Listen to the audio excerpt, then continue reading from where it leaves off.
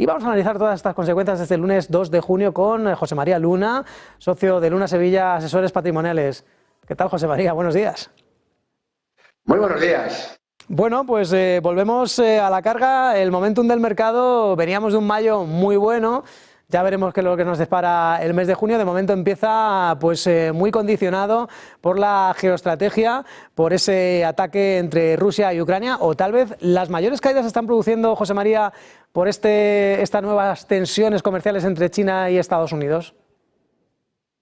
Bueno, yo creo que comenzamos efectivamente un mes de junio después de dejar el mes de mayo, en el cual no se ha cumplido aquello de vender en mayo y estar tranquilos con posiciones más defensivas, sino que ha sido un mes positivo, netamente positivo, sobre todo para la parte de renta variable, pero lo que continúa es la volatilidad relacionada con la política, tanto con la geopolítica como con la política arancelaria, ¿no? En el caso de la política arancelaria, esa volatilidad, bueno, nos vamos a seguir encontrando o enfrentándonos, por un lado, a un Trump duro y a veces un Trump algo más blando o algo más suave, ¿no? No sabría definirlo si el TACO, ese acrónimo que han utilizado, lo califica, yo creo que no le hace justicia, ¿no? Pero la volatilidad va a continuar, pero mientras esa volatilidad continúa, hay otras cosas que están ocurriendo más allá de la política y de la geopolítica. Y lo comentábamos precisamente en el programa del viernes. Y son hechos muy incontestables y nada negativos. Yo creo que son algo positivos que van trazando una línea de tendencia en los diferentes mercados de capitales, sobre todo para la renta variable y la renta fija corporativa, fundamentalmente de corto plazo, creo que son muy importantes, ¿no? Y que, vuelvo a comentarlos, por un lado, la oferta monetaria, en el caso de Estados Unidos, sigue incrementándose. Como comentaba la semana pasada, el precio del alquiler de las viviendas sigue descendiendo. Lo hemos notado, sobre todo en el dato del deflactor de consumo. En ese caso, pues ha cumplido las expectativas que se tenían, en el sentido de que las presiones inflacionistas que tanto se temen, precisamente por esas otras tensiones, tanto políticas como geopolíticas, de momento no se están trasladando a la economía en general, ni en la parte norteamericana, ni tampoco en la parte del conjunto de la eurozona, y lo veremos seguramente cómo este hecho se traslada con un nuevo movimiento de bajada de tipo de interés por parte de nuestro Banco Central Europeo. Hemos conocido también resultados empresariales con casi el 100% de los resultados del trimestre acabado en la parte norteamericana. Lo que podemos decir es que tanto en ingresos como en beneficio por acción no está siendo para nada un mal ejercicio, y todo ello, sin duda alguna, pues no son malas noticias en el frente de la renta variable, al menos para el medio y largo plazo. Y evidentemente, en cierta manera, más liquidez, buenos resultados en la parte de inflación y no malos resultados o malos datos en cuanto a crecimiento económico, aunque es verdad que se atisba una cierta desaceleración en el crecimiento a nivel de la economía mundial, pero no entrando en recesión económica, insisto, no es una mala noticia para los activos de renta variable. Ahora bien, evidentemente, no, los mercados de bolsa, los inversores no son ajenos a los males de altura en los cuales nos podemos estar encontrando.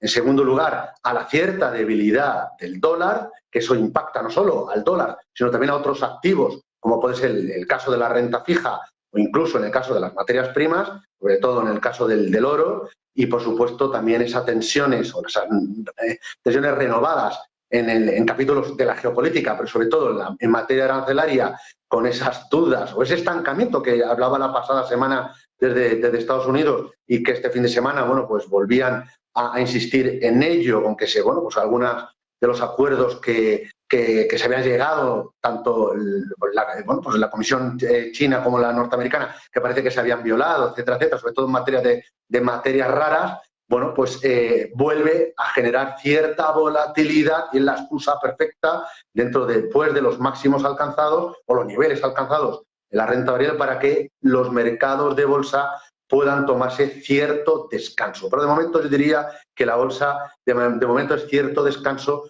No creo o no creemos que estemos en la antesala de una corrección más importante, salvo que Donald Trump volviera a la mesa y fuera, pues, no sé, como comentaba esta mañana algunos clientes, se vistiera de nuevo como el inspector Callahan y fuera el Harry el duro, ¿no? Con lo cual, mientras estemos en ese Harry duro, Harry más blando, pues el mercado también va a fijarse en otras variables fundamentales, que de momento la música no es nada mala.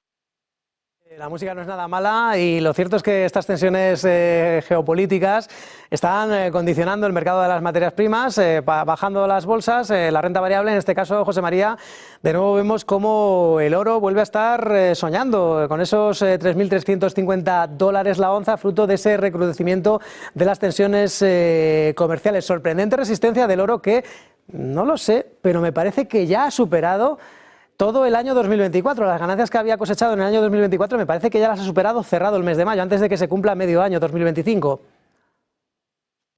Efectivamente, el caso del oro ya no solo es el factor de tensiones geopolíticas, incluso las tensiones en política arancelaria, sino sobre todo se dan otros factores que sostienen ahora mismo el apetito por la materia prima, en este caso el oro, ¿no? Por un lado, el enorme endeudamiento público en Estados Unidos, que se puede incrementar como consecuencia de las medidas que recientemente aprobaba el Congreso, a falta que pase por el Senado norteamericano, pero que muy probablemente, y a pesar de los ingresos que pudieron obtenerse en vía arancelaria, supone más déficit fiscal, más endeudamiento público. Si eso le añadimos la propia debilidad del dólar, evidentemente un activo que brilla por sí solo, sin duda alguna, es el oro. Con lo cual, motivos para que pueda seguir escalando posiciones los hay, al menos en el corto y medio plazo. Por cierto, José María, en este caso, claro, también tenemos que intentar ver estrategias de inversión, no sé si ligadas a la renta variable, a las materias primas o combinando un poco de todo. Vamos a intentar ver ¿cuál es ese paso corto en este lunes 2 de mayo? ¿Dónde están esas oportunidades echando la vista en el corto plazo? Mirad, hay varias ideas que nos gustan, ¿de acuerdo? Para el corto plazo, insisto en que a pesar de las tensiones políticas y geopolíticas, el mercado, no digo que sea inmune a ello, pero bueno, en cierta manera está conviviendo con ellas. Mientras no se recrudezcan, sobre todo la parte arancelaria, bueno, pues el foco, también el fundamental, también sigue pesando y sobre todo, insisto mucho en el incremento de la liquidez que se sigue dando y evidentemente eso mueve a los activos de riesgo. Pero en el muy corto plazo y haciendo, bueno, pues hablábamos del oro, ¿no? Pues precisamente en el corto plazo una forma de aprovechar la tendencia alcista del oro es invirtiendo en mineras de oro que tienen una cierta correlación positiva con el oro físico. De ahí que en el paso corto, como posición más táctica, bueno, pues en esta semana traiga un producto de la gestora Franklin Templeton, que es un fondo que invierte tanto en oro como en otras materias primas, metales preciosos, ¿no? Tiene algo, por ejemplo, de plata, no llegando al 5%. Fundamentalmente es un producto con una alta exposición a mineras de oro, no solo en Estados Unidos, sino también en otros países. Yo creo que es una idea interesante para aprovechar la evolución positiva que se está dando no solo actualmente en el precio del oro, sino la que previsiblemente pudiera darse en las próximas semanas. Eso sí, el fondo, en el caso de que optemos a él y que obviamente se ajusta a nuestro perfil de riesgo, a poder ser que sea en euro y con divisa cubierta. Esto es muy importante, puesto que probablemente el dólar siga con posiciones débiles frente a nuestra moneda común. Bien, pues esa estrategia paso corto, en este caso también hay que poner la vista larga. ¿Dónde ponemos la vista larga? ¿Cuáles son los sectores que nos pueden traer mayores rentabilidades? Bueno, en el caso de la vista larga, en el caso de las posiciones más estratégicas, esta semana os traigo un fondo de una gestora norteamericana, que es Artisan. El fondo es el Artisan Global Value Fund. Es un producto que invierte con un estilo muy característico, que es el estilo value, ¿de acuerdo? Lo que está tratando es buscar compañías con unos balances muy sólidos a nivel mundial, empresas que sigan generando flujo de caja positivo, que tengan un crecimiento en ingresos, que tengan crecimiento en beneficios, no de forma exponencial, entraría mucho más dentro del estilo de gestión más growth, pero sobre todo es un fondo de inversión con una elevada concentración en pequeños, o sea, en un grupo no muy amplio de compañías, el número de compañías en cartera es menos de 50 empresas y las apuestas son muy claras a nivel tanto sectorial como a nivel de países. A nivel sectorial vamos a tener, por supuesto, consumo no cíclico, consumo básico, vamos a tener sector financiero, que nos sigue pareciendo un sector interesante en las actuales circunstancias de mercado, y a nivel de zonas geográficas lo traigo hoy porque mantiene un cierto equilibrio a la hora de invertir en renta variable mundial entre lo que serían posiciones en Estados Unidos y posiciones en Europa.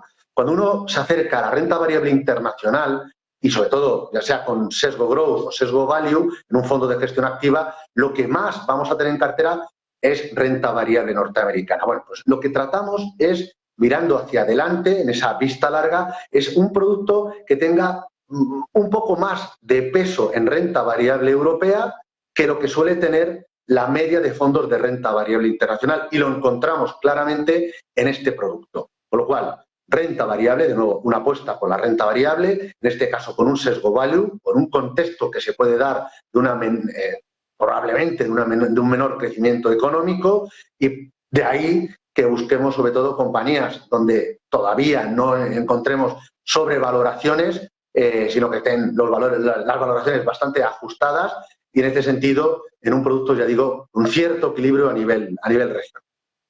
Ahí están las oportunidades de inversión, paso corto, vista larga. Por cierto, José María, a propósito del Banco Central Europeo, has dicho que, bueno, que se espera amplio consenso, ¿no? Bajada de tipos de interés, esto lo dejaría en el 2%. ¿Tú crees que a partir de ahí vamos a tener una pausa? No sé si te puedes mojar, ¿hasta dónde crees que está el suelo de los tipos este año? ¿En el 1,75, 1,5?